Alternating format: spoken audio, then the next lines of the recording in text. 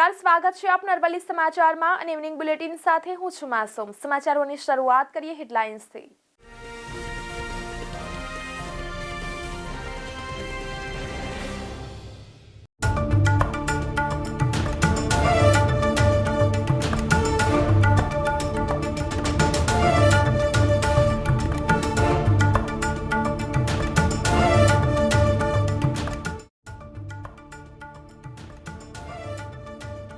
અમદાવાદ સહિત ગુજરાતના વિવિધ જિલ્લાઓમાં ઠંડા પવનો 45 થી 55 કિલોમીટર પ્રતિ કલાકની ઝડપે પવન ફૂંકાવાની શક્યતા।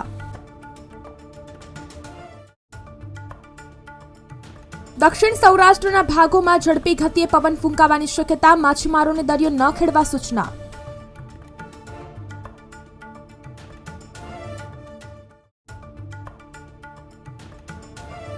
આગામી 24 કલાક દરમિયાન ઠંડીનું જોર પણ ઘટશે। તાપમાનમાં 2 થી 3 ડિગ્રી સેલ્સિયસનો વધારો થતા ગરમીનો અનુભવ થશે।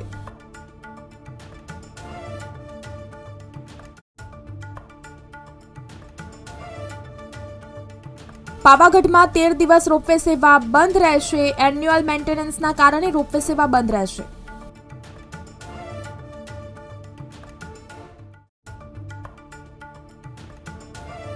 નલિયામાં રાજ્યનું સૌથી ઓછું 7.6 ડિગ્રી સેલ્સિયસ લઘુત્તમ તાપમાન નોંધાયું।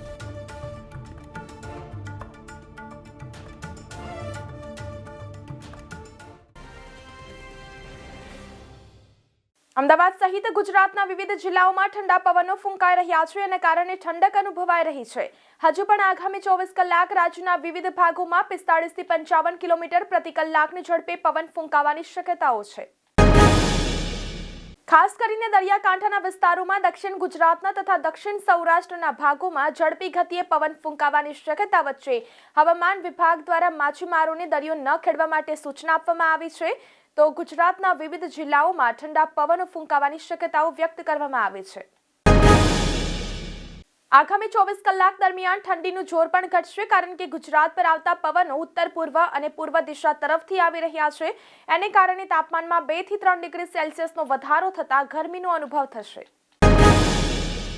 યાત્રાધામ પાવાગઢમાં રોપવે સેવા આગામી થોડા દિવસો સુધી બંધ રહેવાની છે, જેના કારણે યાત્રિકોને માતાજીના દર્શન કરવા માટે પગપાળા જવું પડી શકે છે। પંચમહાલના પાવાગઢમાં રોપવે સેવા બંધ રહેશે। આગામી 17 ફેબ્રુઆરીથી 1 માર્ચ સુધી રોપવે સેવા બંધ રહેશે। દિવસ દરમિયાન 10 કિલોમીટરની ઝડપના પવન શુક્રવારે ફૂંકાયા હતા। આગામી 2 થી 3 દિવસ અમદાવાદ સહિત રાજ્યના તાપમાનમાં 2 થી 3 ડિગ્રીનો વધારો થવાની વકી હવામાન વિભાગે વ્યક્ત કરી છે। શુક્રવારે અમદાવાદનું મહત્તમ તાપમાન 1 ડિગ્રી વધી 23.3 ડિગ્રી નોંધાયું 29.3 ડિગ્રી નોંધાયું હતું।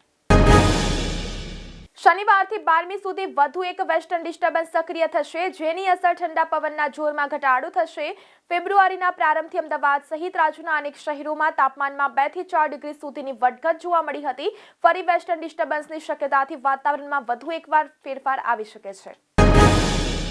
ફેબ્રુઆરી માસમાં વિશ્વભરમાં વેલેન્ટાઇન વીકની ઉજવણી થાય છે। તેમાં 7 ફેબ્રુઆરીથી 14 ફેબ્રુઆરી સુધી અલગ અલગ દિવસની ઉજવણી કરવામાં આવે છે, જેમાં 7 ફેબ્રુઆરીના દિવસે રોઝ ડેની ઉજવણી થતા અમદાવાદ શહેરના સૌથી મોટા ફૂલ બજારમાં ગુલાબના ભાવ આસમાને પહોંચ્યા હતા।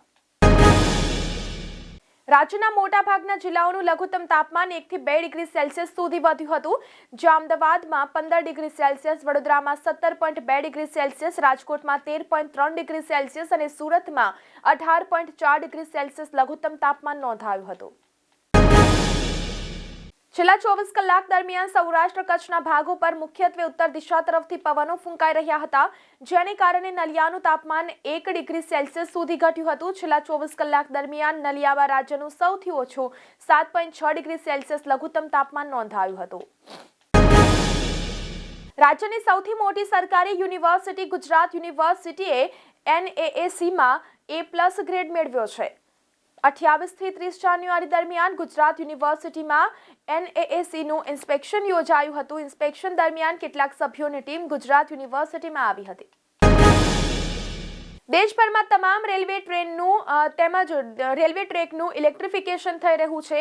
અમદાવાદમાં લગભગ 97% ટ્રેકનું કામ પૂર્ણ થયું છે અને દેશભરમાં 2026ના અંત સુધીમાં સંપૂર્ણ રૂટનું ઇલેક્ટ્રિફિકેશન કામ પૂર્ણ કરી તમામ ટ્રેનોનું સંચાલન ઇલેક્ટ્રિક એન્જિનથી શરૂ કરવાનું રેલવેનું આયોજન છે।